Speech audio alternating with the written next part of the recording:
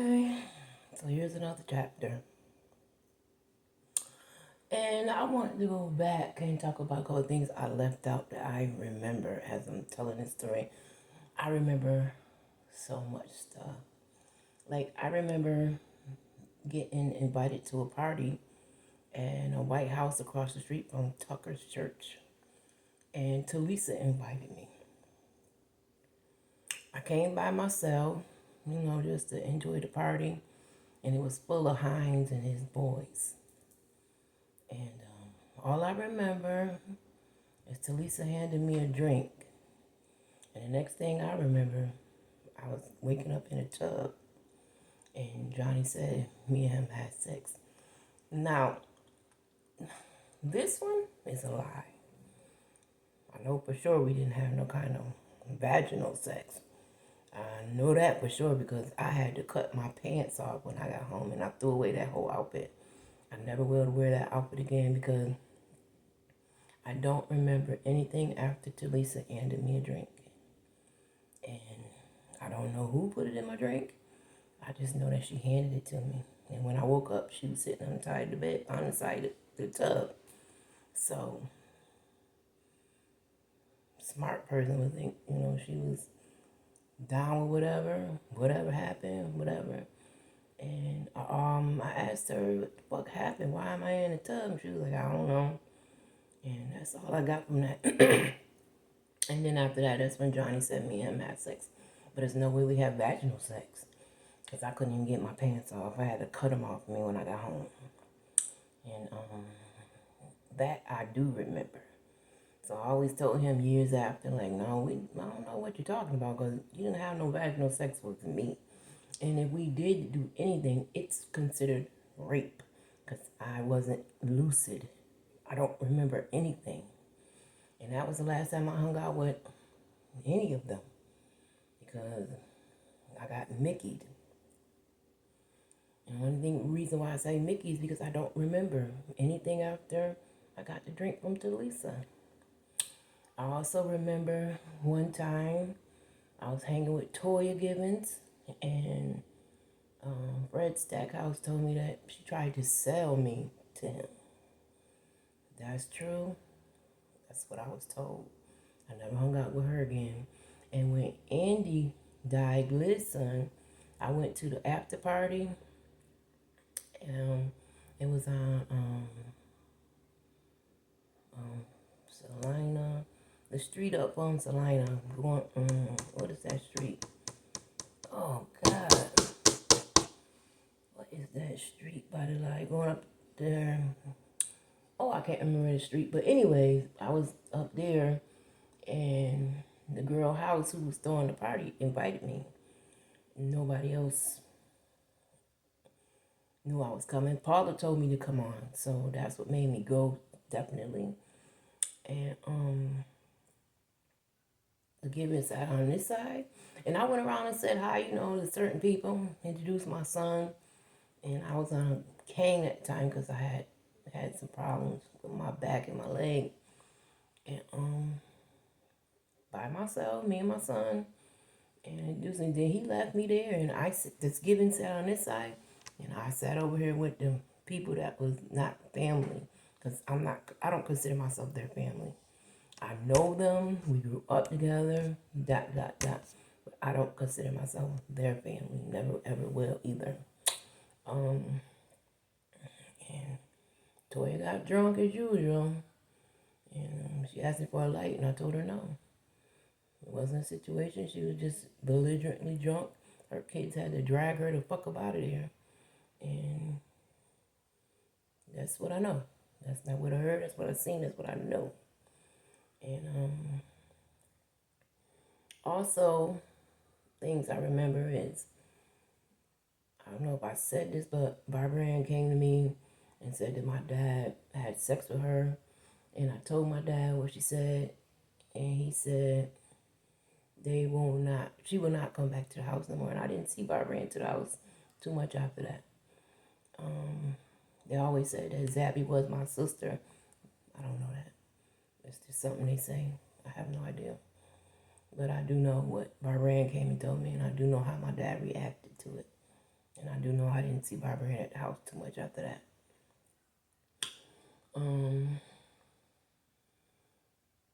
I remember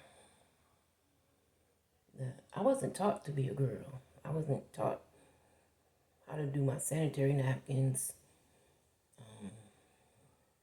I remember using socks and cut up towels and stuff because I didn't have the necessary stuff to use. Now, I'm gonna tell you what I know. My dad used to give me money every morning to go to school. But after I stopped going to school, I wasn't getting no money. And I remember one time I had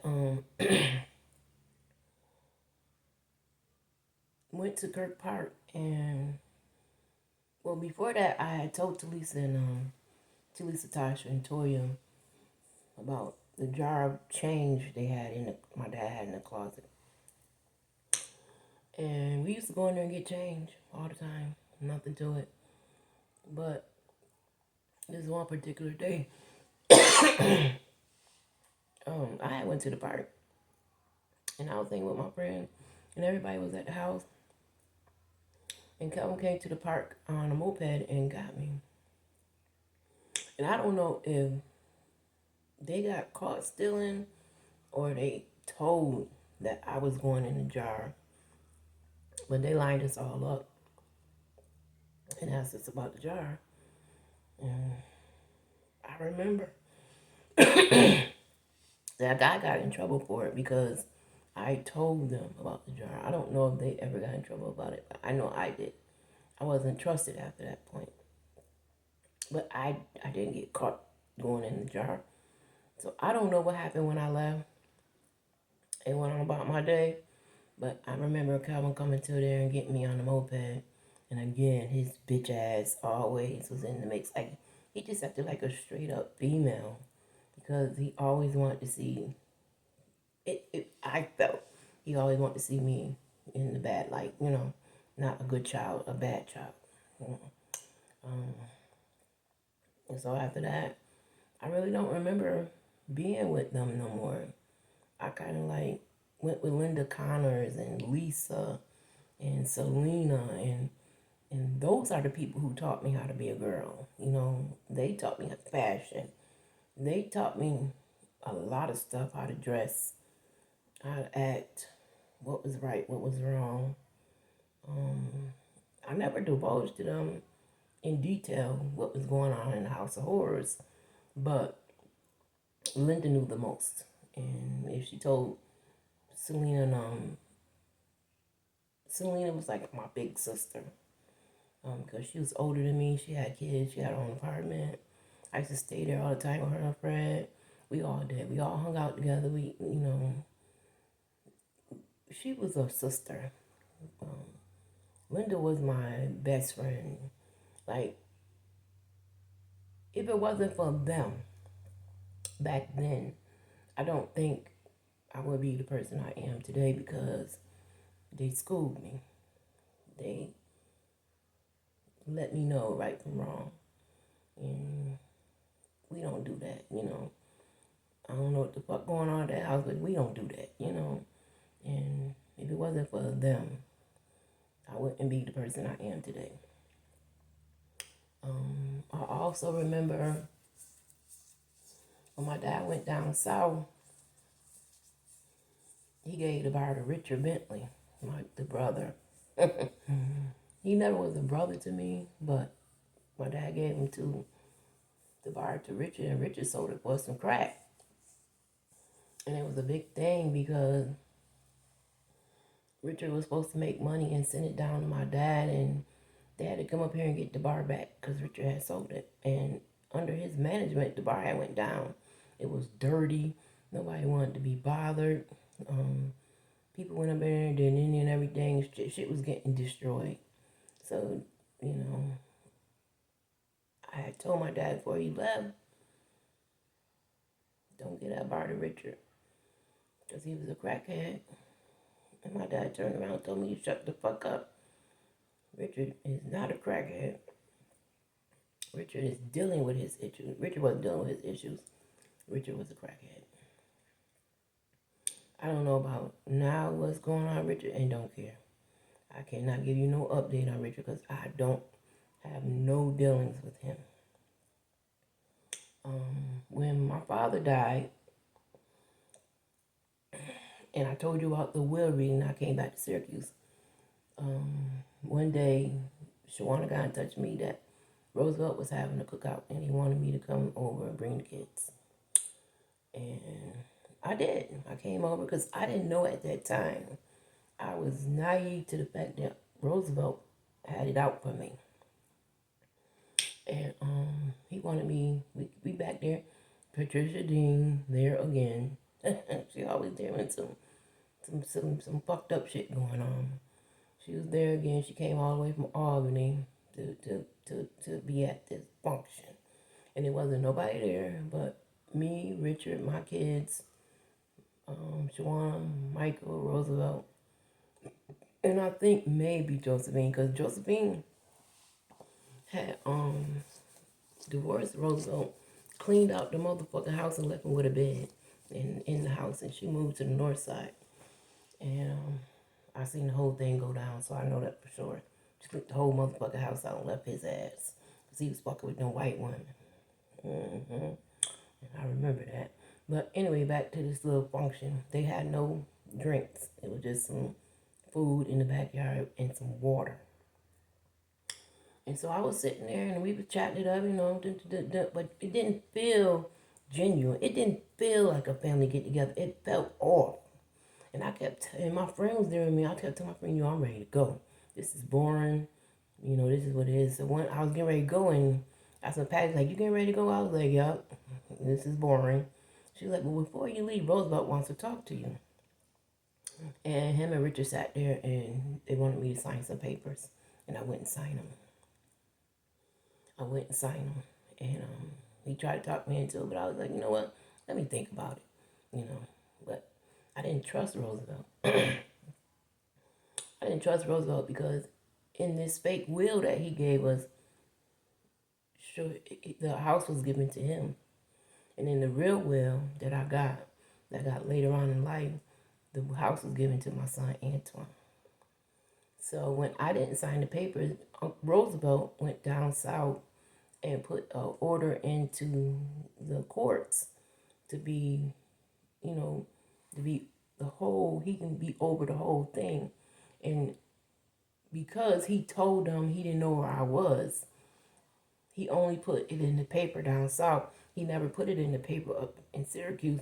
He never told me about this paper in Syracuse. He only put it down south. So I never knew he went to court and everything with them givens. And that's how he became control over everything. So that's how he got to control everything of my dad's. And that's how come me and my kids got nothing. I didn't know that is legal, but it is legal. You can do that. You're supposed to put it, he was supposed to put it in the paper here in Syracuse and down south, but he neglected to do it up in Syracuse. But because he knew I would know about it, and I was the only one with a Turner last name, I can protest and become, had everything. But at the time, I was naive. I didn't know my family would fuck me over like that. I didn't know that, Roosevelt had a strong hatred for me because of the past event with Shawana and Michael. The lie. Well, the omission. It wasn't a lie. It was just they omitted the part of their involvement. And so when I went and signed the paper, Rosa or Richard signed my name and tried to get my dad's benefits from being 62. In some kind of way, it didn't work out. They called me on the phone and asked me some questions, and I was like, I don't know what you're talking about. I don't even know where these people got my phone number from. I don't know how they got in contact with me, but see, God is good. What you do in the dark will come to the light. So the money that was supposed to have been sent to Roosevelt or Richard, I don't know which one still to this day because won't nobody tell me. But Patricia Ann Dean, she knows a lot, and she's very sneaky. She knows as much as and then she's not gonna tell unless it's a reason to tell. That's another thing I don't like about her.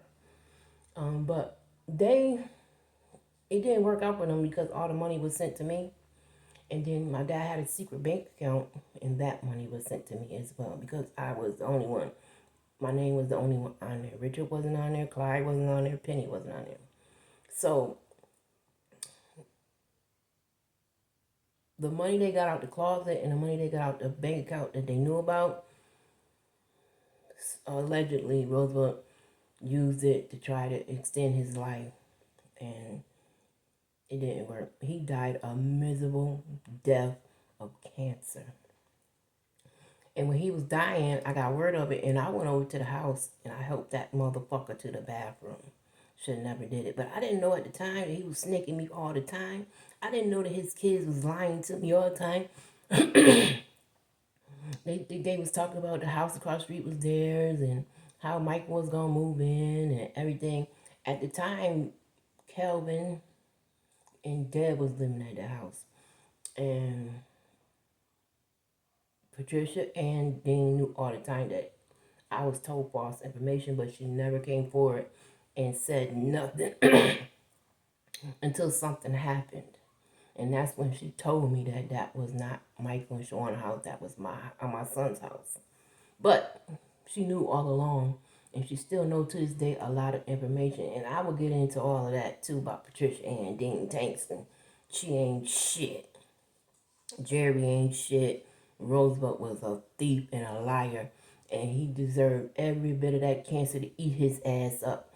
I even spoke at the funeral because, again, I didn't know I was being snaked. I didn't think my family, blood family, and Roosevelt wasn't my blood, but blood family will allow this transaction to go on. I thought that they would do the right thing and be fair to everybody, regardless of how they felt about me, because they didn't feel good about it. Nobody in these families felt good about me at all. And because of something I did when I was young, before 13, because I was wild, because I wasn't trained, because I didn't have home training, because I was living in a house of horror. All that stuff never was talked about to me. I never got no help. All these adults failed me. They swept shit under the rug when they shouldn't have never did that. So,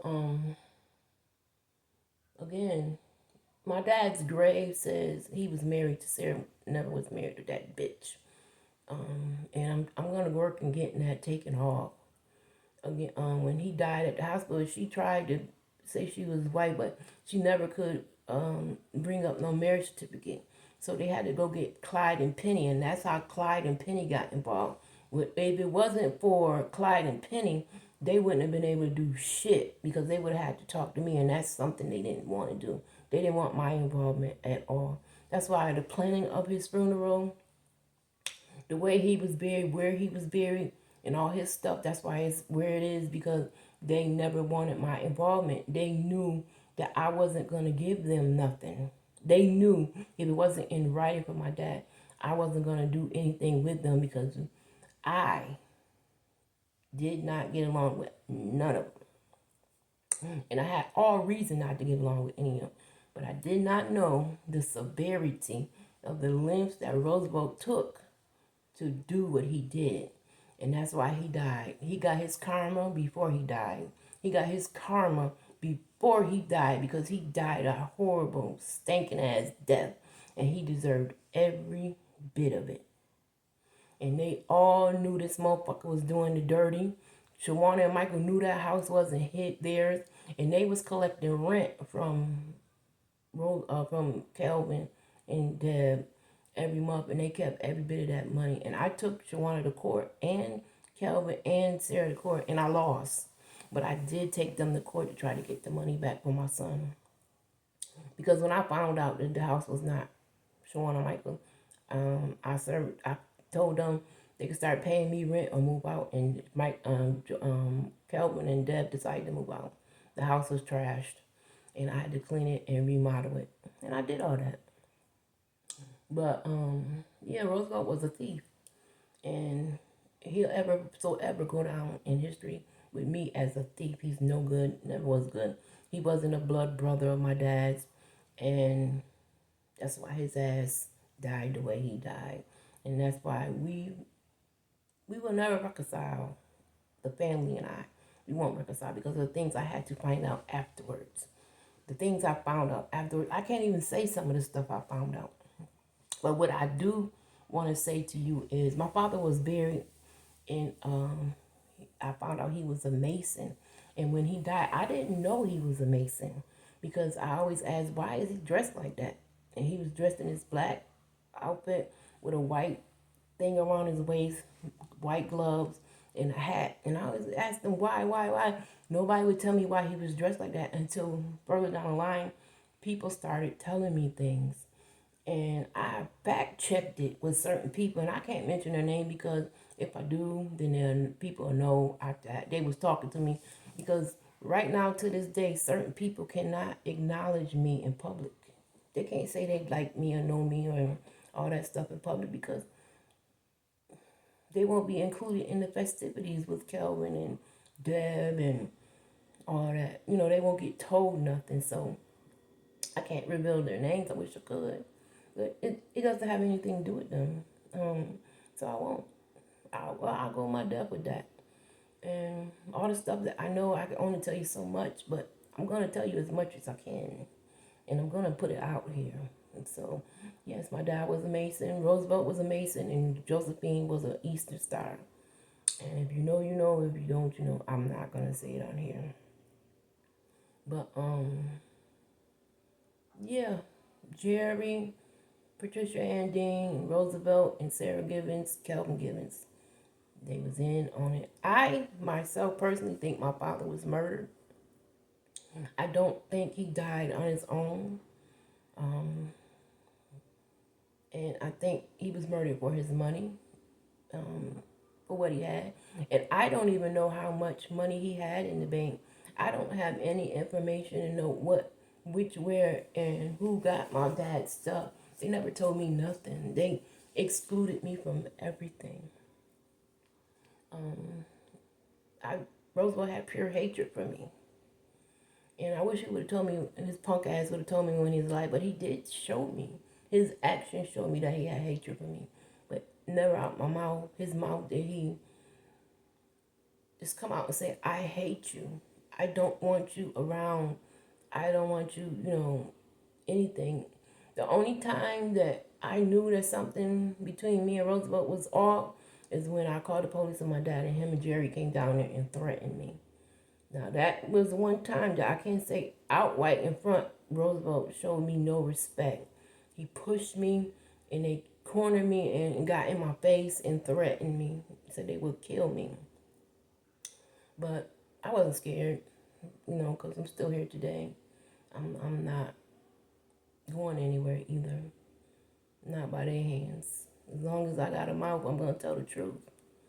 But I spoke at his Roosevelt's funeral.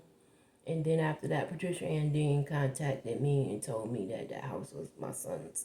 And I should go over there and get it. And I did. And I went against the grain to get it. I did something. I cleaned out that house and I towed away all their cars. And I did it right in front of everybody. I didn't give a fuck. And Michael and Shawana sat across the street and watched me. Did not help me do anything. They didn't give me the money and they had insurance on the house. So when the house burned up, I think, I'm not for sure, they got insurance money for the house burning up and being taken away. Because right now, that lot where my dad's house is still empty to this day. My dad's been gone 20 years. So, when I was living in that house, it was strange. It was really off. I moved into the house because I was living on the east side then, and I didn't have to move in the house. But Kelvin and Dad moved out. Now, Shawana told me that her and Kelvin was fucking. I don't know how true it is. I'm just telling you what came out that bitch mouth. And I thought that was nasty. I thought because they knew better than to have sexual relations. That's why I say Kelvin is a dirty motherfucker. Because Shawana said he would bring over the rent money and fuck her real good. And I was like, ew, why would you have sex with Kelvin Givens? Like, ew, I thought the nigga was gay. That was my feeling because he's always gave a perv feeling to me. He's always been a perv to me, like a bitch ass nigga. And so I was like, what? She was like, yeah. I was like, where the money at? She wouldn't give me no money. She always say, you know, when I get money, I'll give it to you, this and that. But she never gave me no money, so that's why I took him to court because I wanted the money. It was deserved. It was my son's money. It wasn't theirs. And I lost because I went there by myself. When I went there by myself, my son came with me, Antoine, but it was Shawana, Sarah, Kelvin, and somebody else in the room, and they was all against me. And when I came home from the court appearance, they was all across the street at Shawana house, and I pulled up to my house, and from there it was on. I came outside, and all my car wheels was on cement. They had took all my wheels off. I had to get that replaced, and they broke into my house like 10 times. Where I had to put metal bars on the windows. I had to screw the metal bars into my window. They kicked in the back door. I had to put a board with these handles so if they ever kicked in the back door again, they would not be able to get into the house. I couldn't sit in that house and not work and wait for them to come break in because it never happened. The thing that I heard later on after I left that house is that it was Michael Dean all the time. And it makes sense, and that's just a legend. I don't have proof of that. It makes sense though because it seemed like every time I left, they always knew. It was like somebody was watching me. They always knew, and I or nobody else was in the house. So they always knew. So it makes sense that it was Michael Dean. But I don't have no proof of that. I don't know that for sure. But he was a thief when my dad said he stole down south, and that's why he had to move in the house with me. So it's evidence that it has stolen before. So I don't know. I don't know. I just know that it makes sense if it was him. It made a lot of sense if it was him. Um, at that time when I was living out in Midland, Shauna was going with Solo, and she would come across the street and talk about Solo to me, saying about he ain't shit, all these kids, and he was hitting her, and she needed to use my car because she couldn't use the car, and all this drama. And I never got involved in her and Solo business because I didn't give a fuck. Now, younger years, I remember when she had a problem with the Petersons and she was pregnant with her first son. And she told me, they was trying to whoop her ass while she was pregnant. And I went and talked to the Petersons for her. And I told them, I'll never forget it, off of Midland there. I spoke with the older woman of the Petersons and asked her if she would not allow them to whoop her ass until she had that baby. I said, after she had the baby, y'all can do what the fuck you want to do, but while she's pregnant, just, stop, please. And they did. And I got a lot of respect for that because I went and talked to people. I was that bitch. I rode around by myself all the time. And I got into fights, but I never got sliced in my face like Shawana did. Because I always stayed in my lane. I always, it wasn't my business. Whatever. I turned my face, see but don't see. I always knew my placement. And Shawana had got out of placement, and that's why she got sliced in her fucking face. And because she was doing too much, fucking people, men and shit. She was a nasty girl, and I have to say allegedly there, but it's the truth. I have to say allegedly though, because it is alleged, because I don't know. I wasn't there when she was having sex with people, men. I don't know. I'm just going by what the street told me. And she was hanging with Billy and that light-skinned heifer she was hanging with. And Billy was a thief and a lesbian. And but I think she's now with man. I don't know. I don't care. All the moles, I don't care. But yeah. So I started working at a good job, and Solo was never treated me fucked up while I was because I didn't fuck with them like that. When they had them get together and stuff, I went over there and came on back. It wasn't my speed, it wasn't my style, you know. I didn't hang with them niggas from the bricks and stuff like that because I just didn't hang with nobody. Period. I was on my own lane. So after taking Shawana to court for the money that she owed my son, and she still owes it to him, I just couldn't prove it. They never said that she doesn't owe it. It just that I didn't have enough sufficient enough proof for them to make a judgment. So they never said she didn't owe me. And she was angry.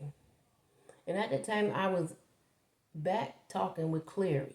And Clary would take my car, drop me off to work, and then I had to call him 99 times, come pick me up from work, bring my car back. He just nasty ass dude. Nasty ass dude. He was the worst husband and worst father.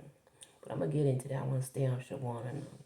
So it was the 4th of July. I never forget it. And Solo and all his family, all his kids, Shawana, and was over at the house. They was getting fucked up. And they decided, because it was an empty lot next door to the house, to do fireworks next to my house, but not in front of their house in the street. So I came outside and said, y'all can't do fireworks over here. Y'all, this motherfucker will, y'all do a firework, hit the house, it could set on fire. So I kept telling them, no, you can't do fireworks over here. And that's when she told her son to disrespect me. And I didn't disrespect that boy back. I've never seen him after that. I don't know any of her 2 kids by Solo. That's how long I haven't spoke to her. That was the last time me and her had it. And Solo family members came across the street and was fighting us. And my daughter was pregnant with my granddaughter, who is now 10. So that was 11 years ago, because my granddaughter is now 10. I haven't spoke to Shawana in 11 years. And I haven't seen her in 11 years either, not one time. They got to fight, and we had to call the police and the ambulance. And I thought that was so disrespectful that she wouldn't have enough respect to say, y'all come across the street from her. Just because she was mad because I wanted the money that she owed my son. Trifling ass bitch. And they never did the fireworks over there because I wouldn't allow them. And I stand on that. You know, respect me. You live across the street. I live over here. You can't put no fireworks over here where I live at. It was a danger. So after that, I came up with the plan that I was going to either handle my business and fuck them up or move. And I had to buy 2 plans. I said, here go the plan. I can nail up all the doors while they sleeping and burn that motherfucking house down, or I can get my shit and I can move and be done with the whole situation at 1419 Midland Ave. And because of my son, who didn't have nobody, because of my daughter who was pregnant, I said, I'm going to decide to move on. And that's when I collected all my money, found me an apartment in Camillus, and I have not set foot on Midland Ave since I left. And I left in the wintertime, in about October. Found me a beautiful apartment in Camillus. And that's the last time I set eyes on Shawana. I seen Solo at the laundromat when I came, because I had moved to Albany for my job. When I moved back, I seen Solo at the laundromat, and me and him locked eyes. He ain't say nothing to me, and I ain't say nothing to him. And after about 20 minutes of uncomfortable staring at each other, I just kept it moving. Turned my back to him and kept moving. He ain't say nothing to me. And I seen him after that. He ain't say nothing to me. But the disrespect from her, knowing that bloodlines, we wasn't family, never was family, because her father was adopted. They're not Deans. They're adopted. They're not family to me. So I cut off all ties with them.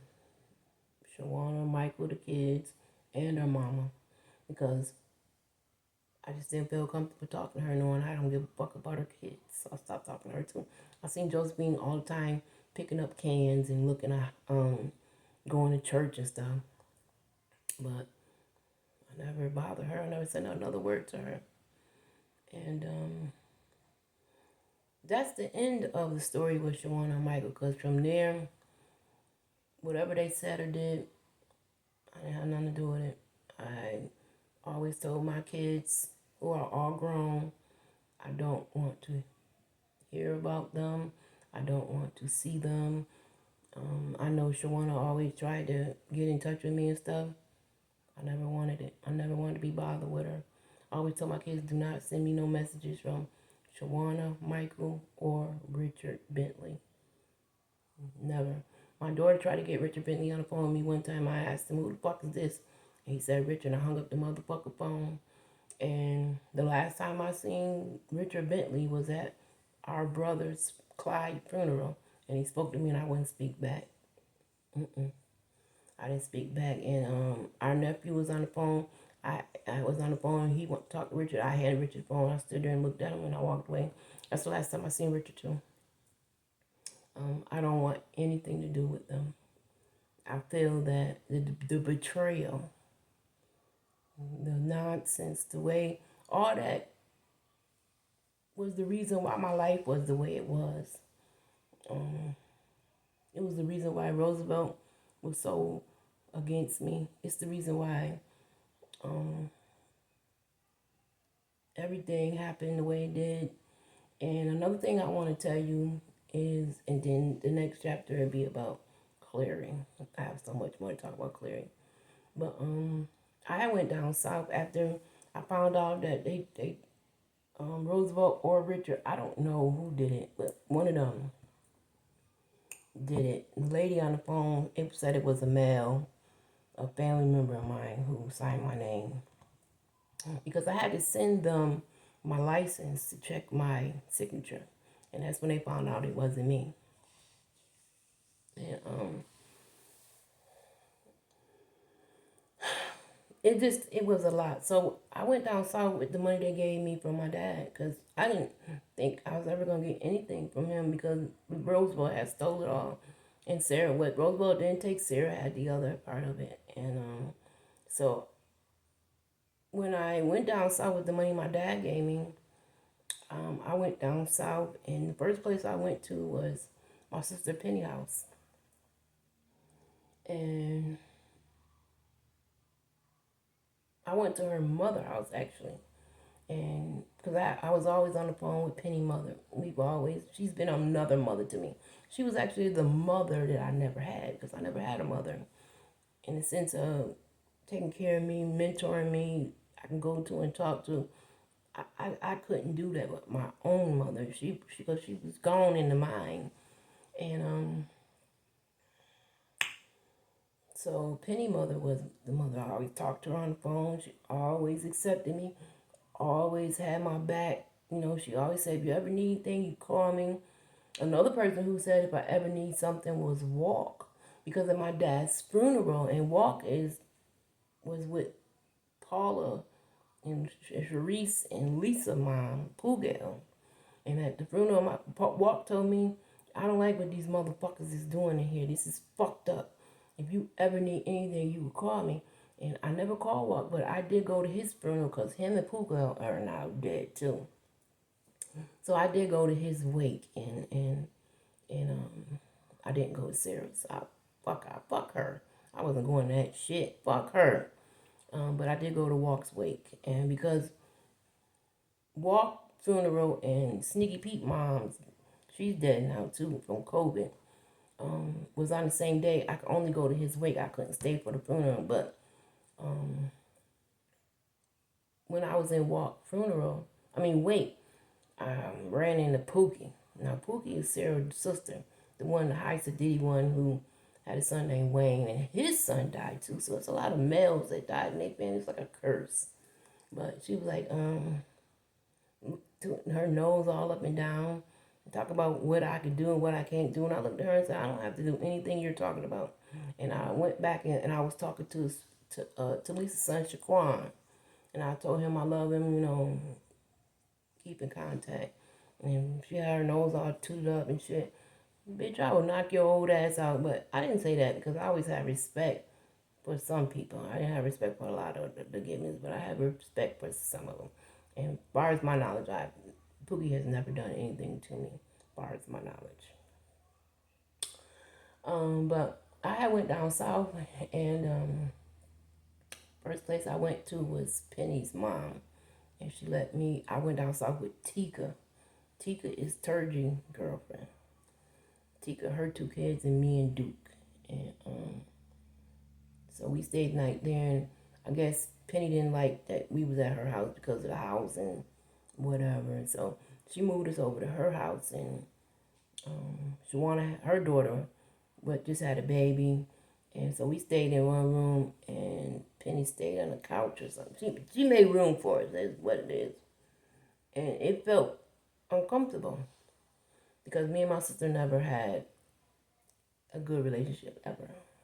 And that's all I'm going to say about that. So she was the one that was taking us around. And that's the time when I was going to put money on Nuno, Payne, and Duke property that lie right next to Antoine's property, this house that Sarah stayed in.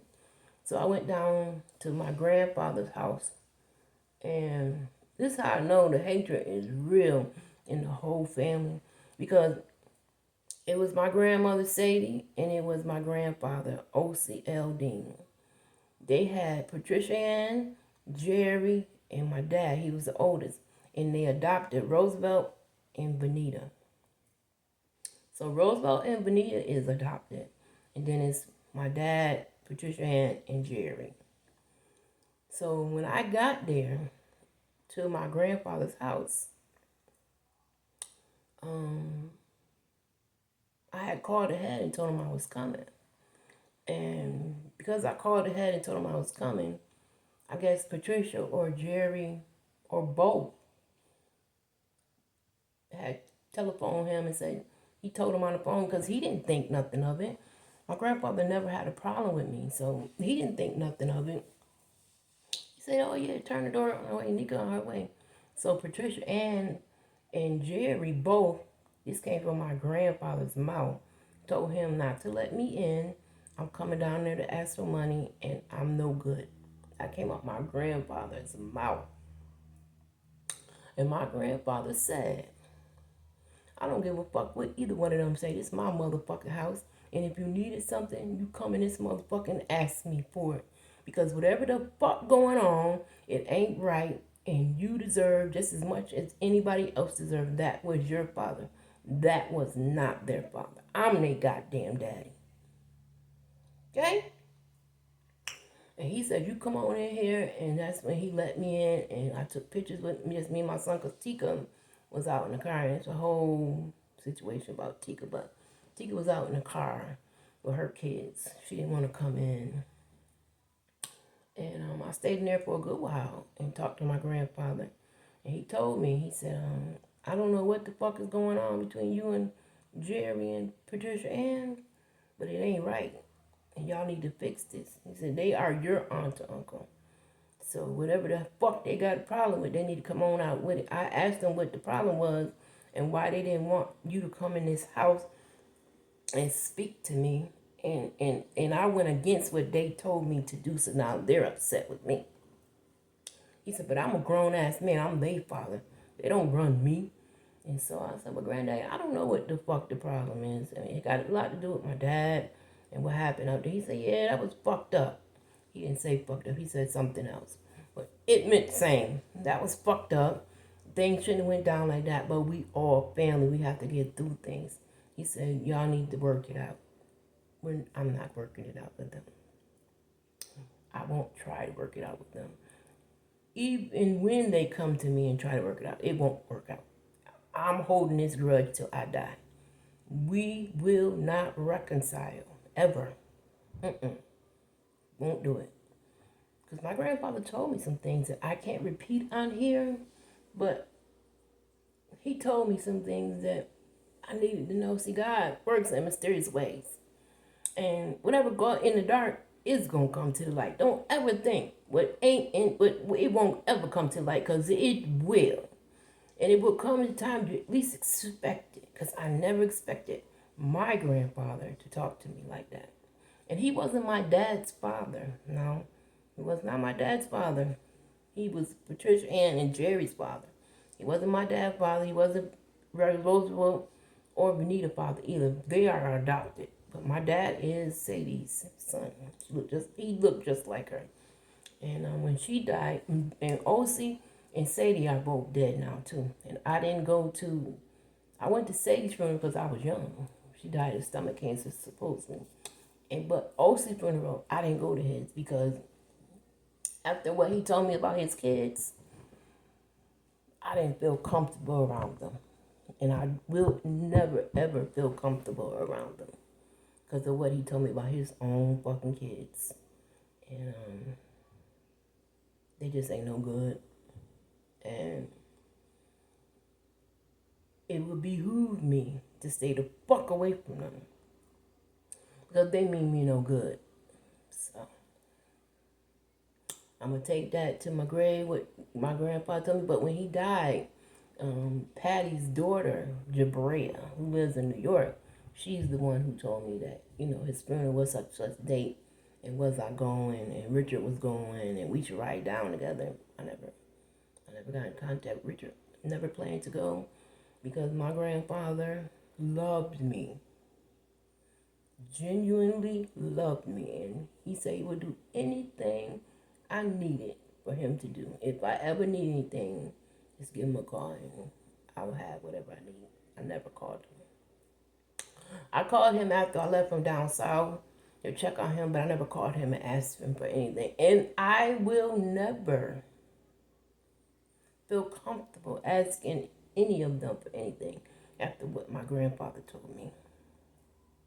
Because for these grown ass elders, these are my elders, my blood elders, to be so much against me and to deliberately betray me because of something I did when I was a child,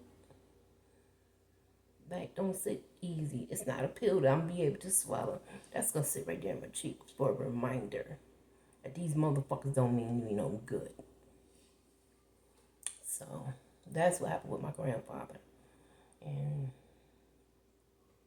I'm sad that I couldn't get back down south to see him, but we had a good time. We took pictures and we had a good damn time. Granddaddy, he up there now with his wife and his son, 2 sons, because, well, hopefully Rosa went to hell. Hopefully he went to fucking hell for what he damn thief and a traitor. He betrayed my father's child and her kids just because. So hopefully he went to hell. I don't have good things to say about Rosemont Dean at all. I don't know Benita. Now Benita, I knew when I was young, but she really didn't take to me, and I don't know her or her kids. I have no idea what their names are. I have no idea where they live at. I don't have a phone number for them. Never did. And never had any involvement from Benita. So she never fucked with me. Ever.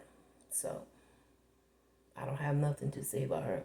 I just know her name is Benita, and I know her husband was a pastor. And that's all.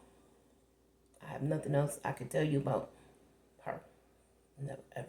Never had nope. I don't have any good memories of her. I have good memories of her husband. Her husband was a sweetheart. And he was a very nice man. And Patricia Ann Dean's husband, Jershon, he was a sweetheart. He was a good man. He just was married to a fucked up woman. And he died. And the dog died. I believe in the same year, if I'm not mistaken. But anyway, yeah. So, I remember when JT died, I called Patty on the phone. And she was going through it, and she told me, I don't know what you're calling me for because you're not getting none of my money. That's what she told me on the phone and hung up on me. And I haven't called Patty phone since. But when I went down there with Granddaddy with the money, I went to Patty's house after Granddaddy had told me that. And I went to her house first. And she put me up in a hotel. And she came to the hotel. She wouldn't let me stay at her house. Whatever reason, she wouldn't let me stay at the house. JT wanted me to stay there, but she wouldn't let me stay at her house. And she put me in a hotel for one night. And then we went to the Coca-Cola factory and had a tour. And his brother was down there. And we had a good time. Patty and JT stayed outside. And I wish I would have knew then what I know now about her. It was all fake. It wasn't nothing real. And that's the reason why she didn't want me to stay at her house. My cousin Joe and Mary now, they live also in Atlanta or by Atlanta. And they let us stay in their house. And they have I've had a relationship with them this far. And I go see them, but I call Mary all the time. I talk to Joe. My son even went to a basketball game with Joe. But it's not, I know I'm asking them for money. I ask them for advice because they're elder and they made it. They're doing good. So I always will ask them for advice, but I can't ask nobody for no money because I know what my grandfather told me. And I know what Patty and Jerry told him. It's fucked up. And I don't know why Jerry had to bug up his ass about me. Maybe it's the same situation, but I've never talked to him about it. I do know that the family, except for Mary Jo and Nell, have been proven fake as fuck. And that's why I don't fuck with them. But on that same trip, I went to Sarah's house. And I know I said all of that, but I'm coming home back. Went to Sarah's house and handed her a letter that I had drew up saying that when she moves, her kids got to move too. And she never let me in the house. And Addie Mae, with one titty, picked up a shovel or a stick. And Tika, her kids was in the car. Penny was in the car. My son was standing outside of the garage because I never got in the house. I came into, I was one step, and Sarah said, "What's that in your hand?" And I gave it to her. And she started cussing and acting a fool and shit.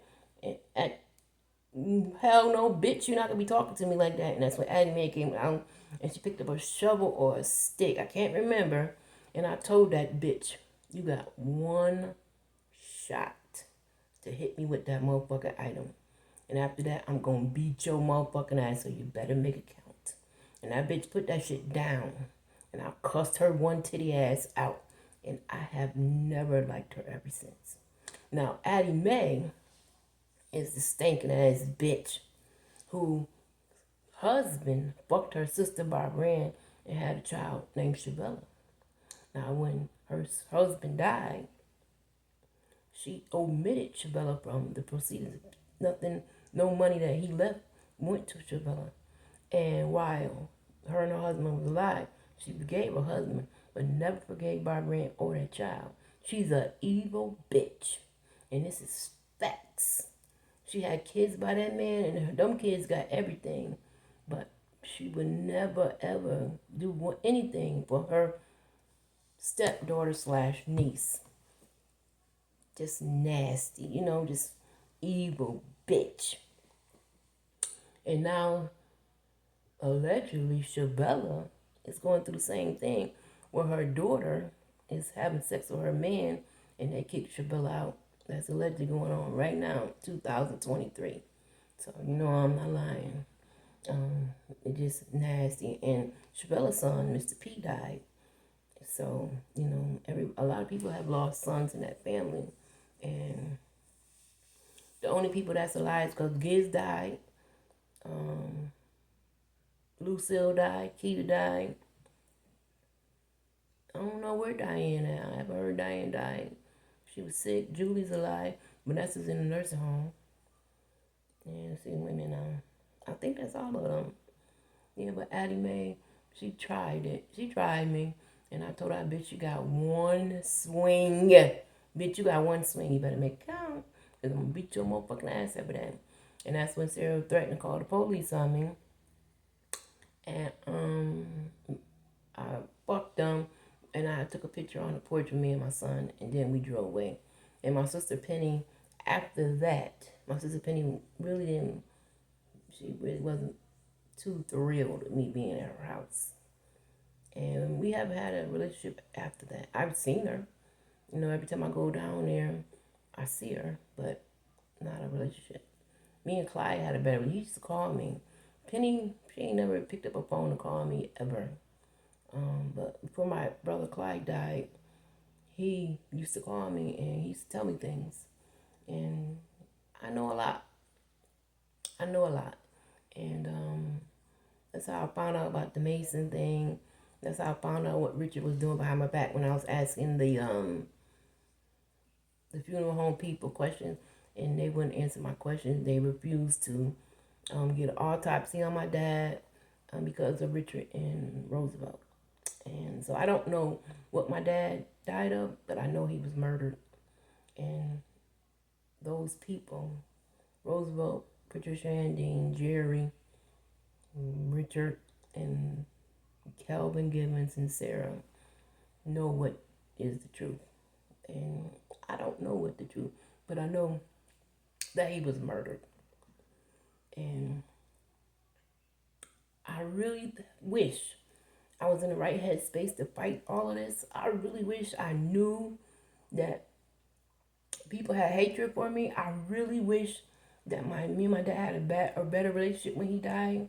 I really, really wish that I was never introduced to Sarah Givens and Calvin Givens because they were detrimental to my life. I could have died under their care.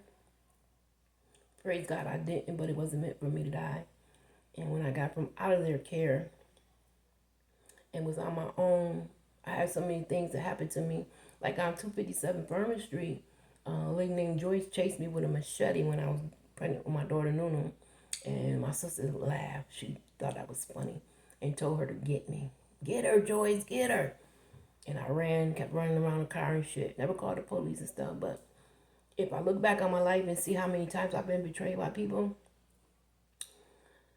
this is why I'm speaking now, because I'm not taking those secrets into 50. I'm not doing any more of this into 50. Fuck these people. Fuck their lives. Fuck their kids. As long as they're against me, I'm against them. So, that's why I'm telling my story. But I didn't want to leave all that stuff out because it was important to my life. It's important to how I am as a woman now. It's important that I don't go into 50 with any of this stuff on my mind. I want to forget about it, but I want it to be on record that I said it. That what I was feeling, the betrayal, the hatred, the everything that was done to me in my life, and everything was focused on the wrong, like it never happened, but it did.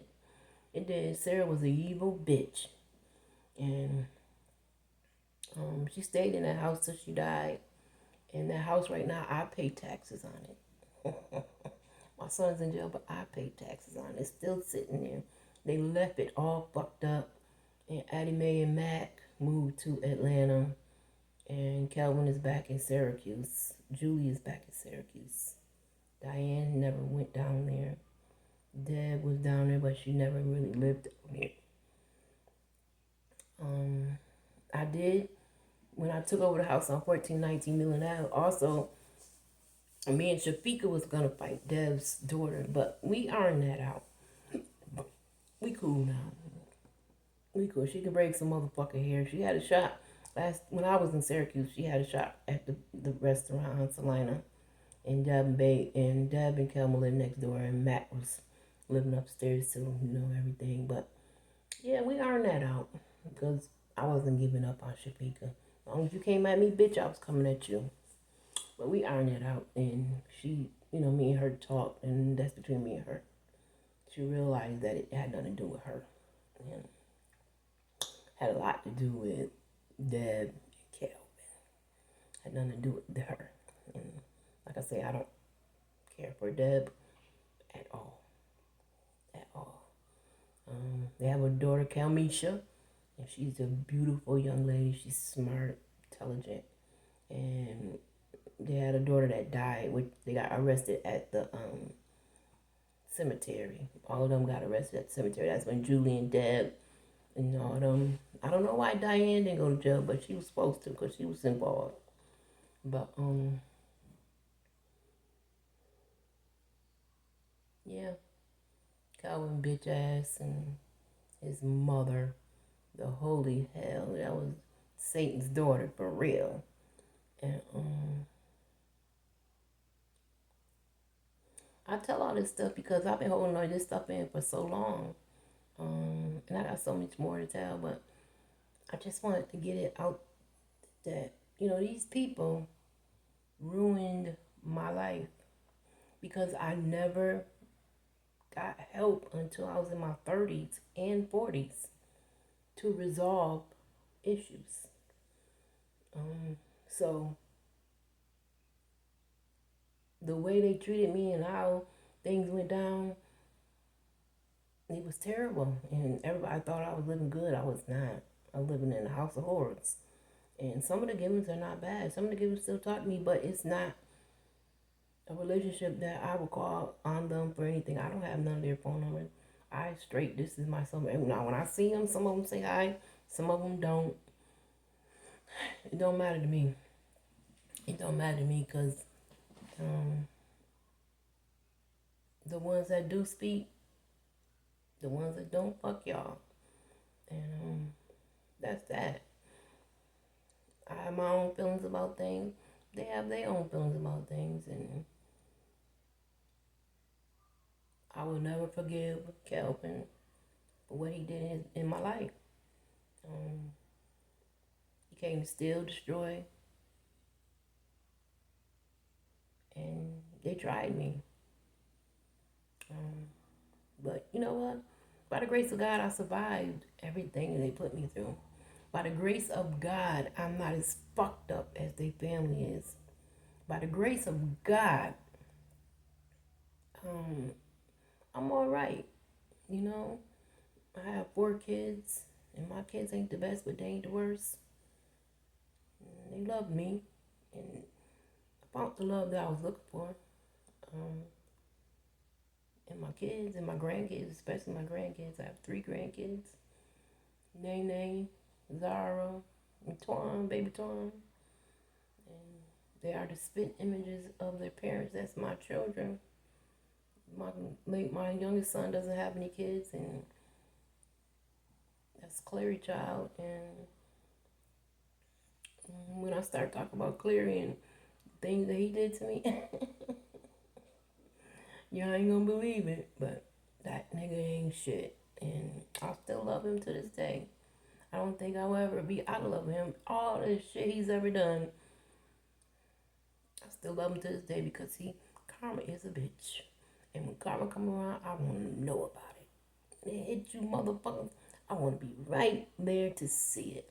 And I hope the good Lord let me live to see it. Because a lot of motherfuckers deserve some karma.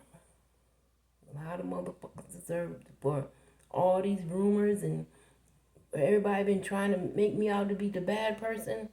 They deserve all of what comes out my mouth because it was wrong.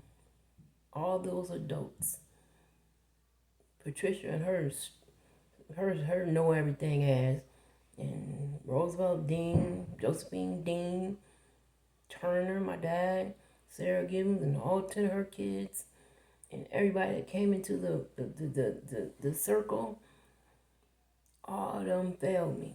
And the reason why I went through trials and tribulations is because no one corrected what was wrong. I didn't know no better. And I got angrier and angrier and angrier and destructive and angrier and destructive. And by the grace of God, I never touched any drug other than weed.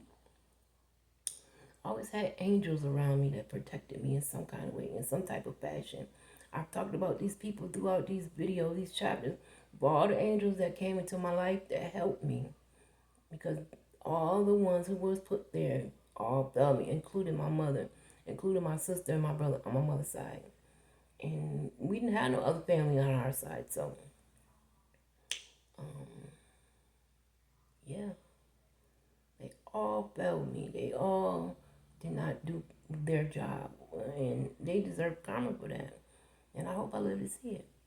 I hope I'll be right there to see every bit of it because I got the karma for my shit. I did. I got the karma for my shit. And hopefully, you know, I do see the pearly gates. Because there ain't nothing about me clean. I'm living a cleaner life, but ain't nothing about me clean.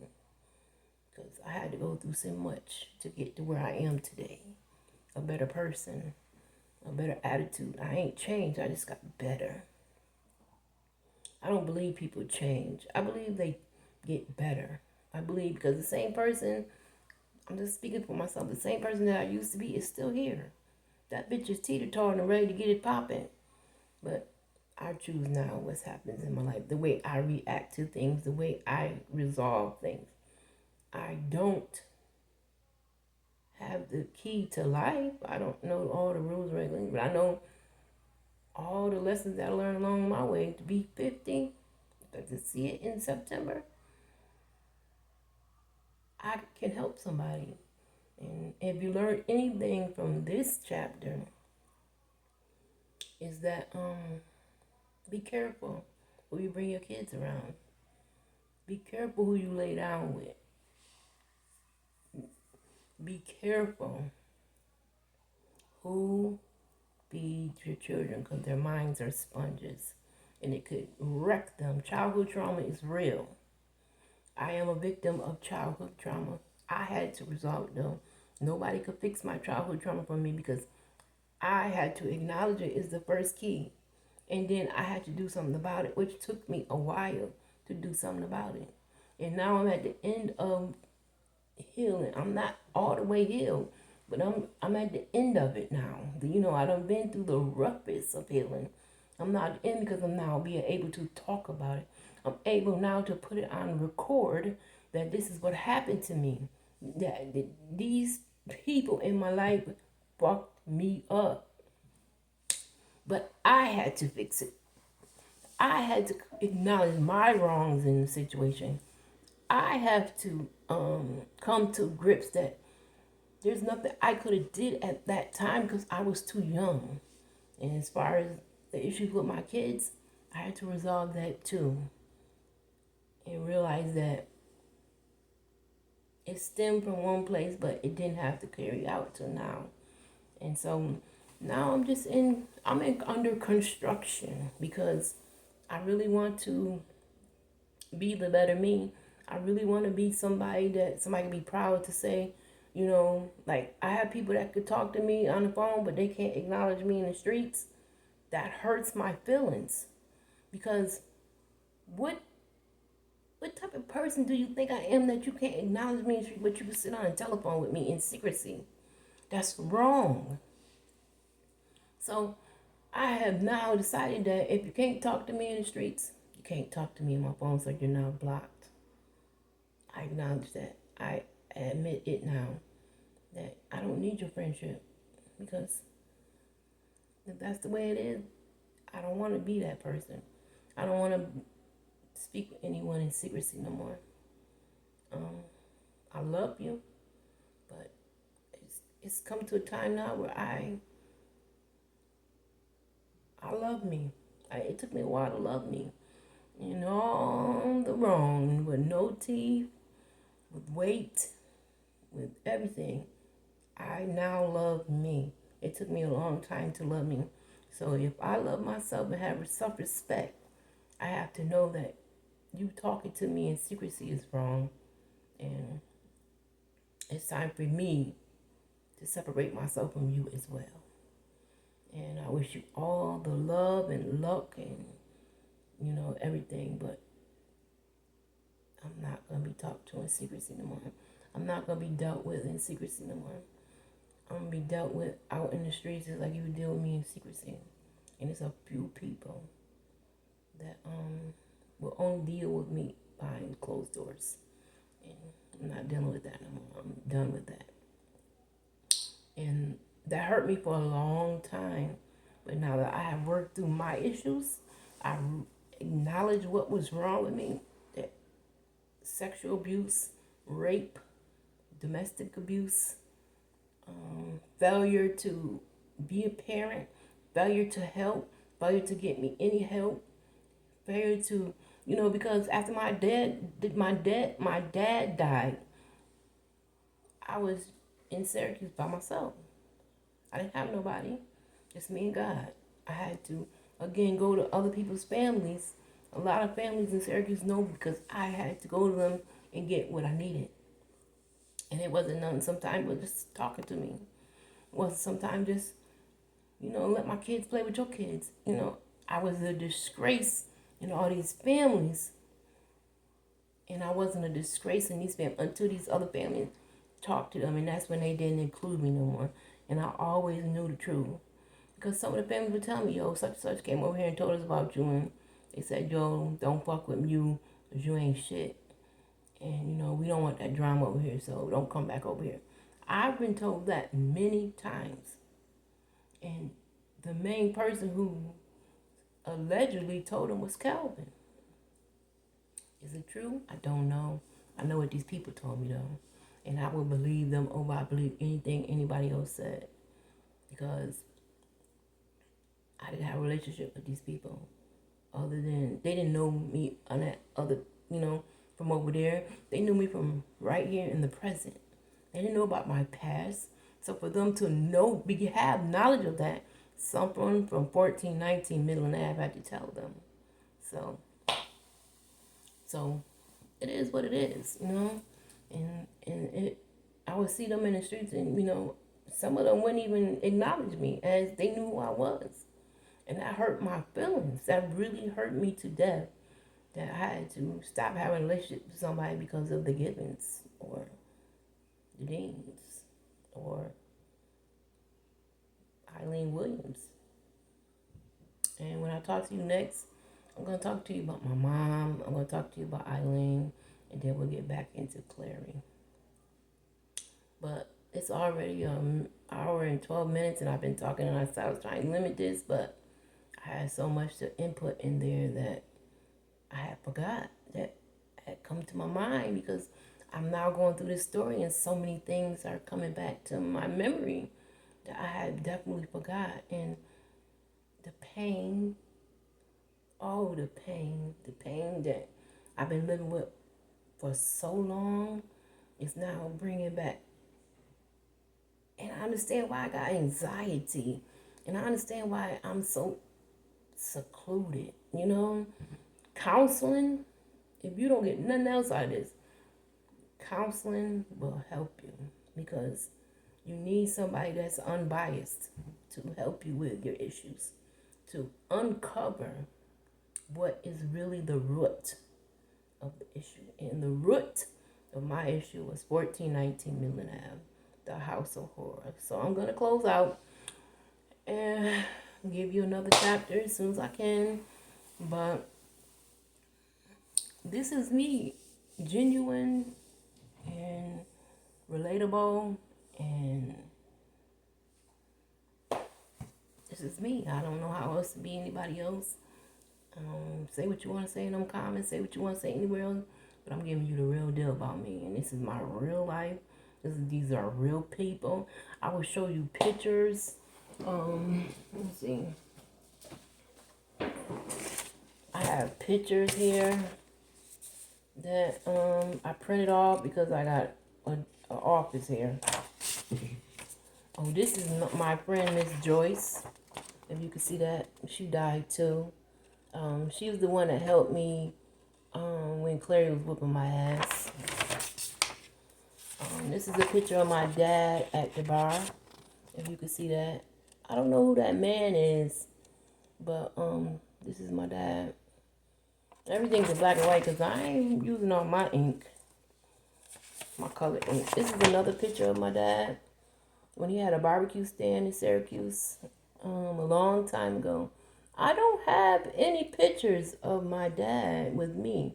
And that's the strangest thing. That's why I'm saying it was never a family, because I don't have any pictures of my younger life. I don't know what happened. This is Shawana Dean. She ain't shit. And she's a reason for a lot of problems in my life. The liar. And she's called the Queen Dean on Facebook. I got all these pictures from Facebook. This is Richard Bentley. I don't know who this woman is because I'm not in his life, but this is a recent picture from Facebook. This nigga is not shit. This is a picture of Michael and Shawana off of Facebook.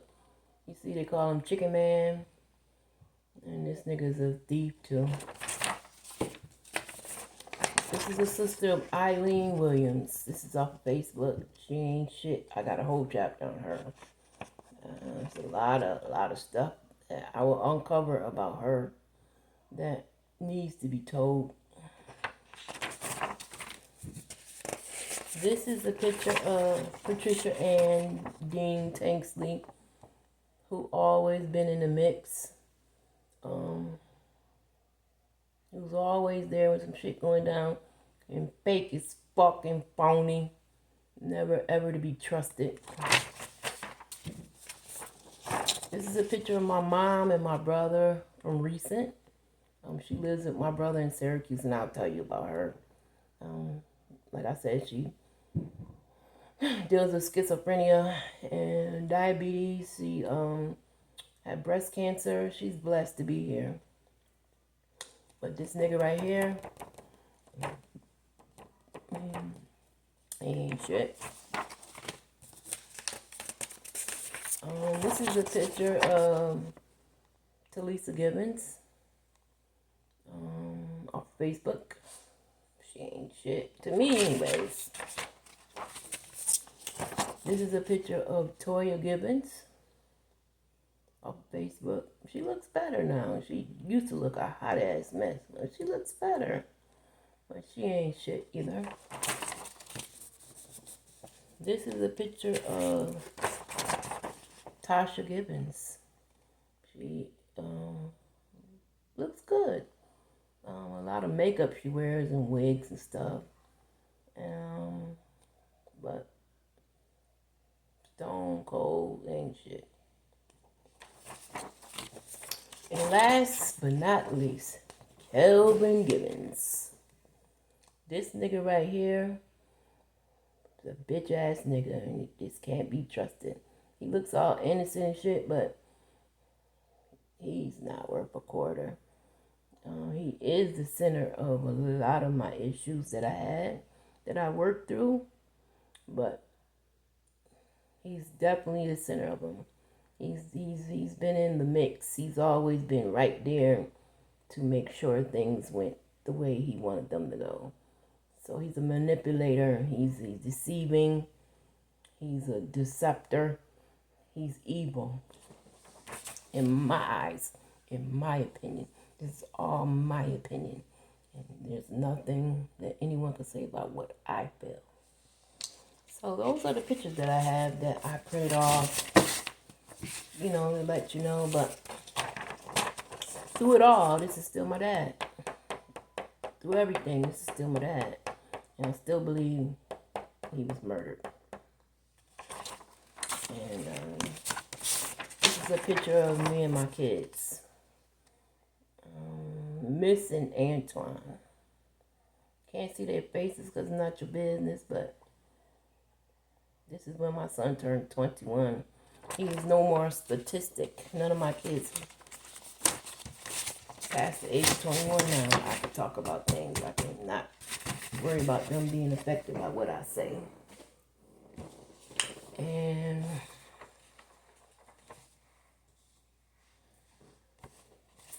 This is what I printed off. Be careful how you treat people. Be careful how you treat people because they do not forget. They do not forget.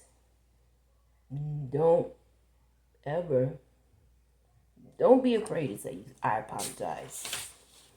Don't be afraid to resolve it because people will hold grudges and they will make your life miserable as it happened to me.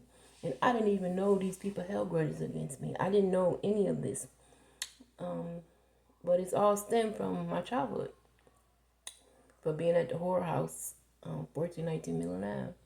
And the things that happened that I take full responsibility for.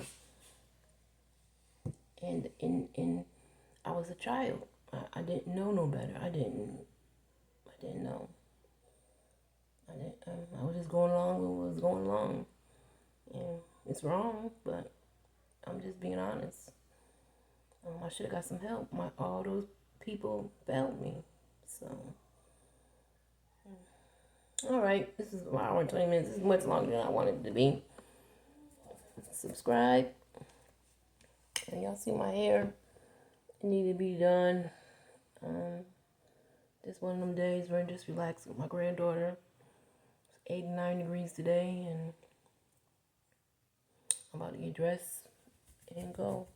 But I want to make this video because these are things that came on my mind last night, and I want to make sure I include them in my time, my table, my life story, because it needs to be told. So, thank you for listening. Please subscribe and hit the like button. And toodles.